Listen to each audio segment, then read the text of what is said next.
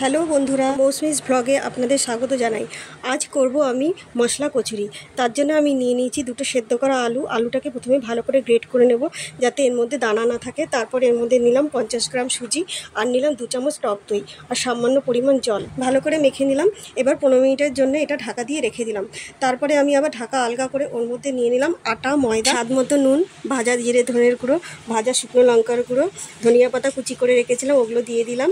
আর দিলাম হচ্ছে গোলমরিচের গুঁড়ো আর দিলাম কালো জিরা। এবার সব কিছু দিয়ে ভালো করে মাখিয়ে আর 1 চামচ তেল দিয়ে 5 মিনিটের জন্য ঢাকা দিয়ে রেখে দিলাম। এরপর ঢাকা আলগা করে আবার গুলিগুলো কেটে নিলাম, কেটে গোল গোল করে রেখে দিলাম। এবার আমি কড়াইয়ে তেল বসিয়ে তেলটা যেই গরম হলো আর গুলিগুলো বেলে বেলে আমি ওর মধ্যে একে একে ছেড়ে দিলাম। এইভাবে আমার ফুলকো ফুলকো কচুরি আজকে তৈরি করে ফেললাম। আমরা তো এইভাবে কচুরি তৈরি করে মাঝে মাঝেই খাই, ভালোই লাগে, খারাপ লাগে না। আপনারাও চাইলে এরমভাবে তৈরি করে খেতেই পারেন, আর খারাপও অতটা লাগবে না। দেখুন চেষ্টা করে, ঠিক আছে? এইভাবে আমি আজকে রান্নাটা শেষ করলাম।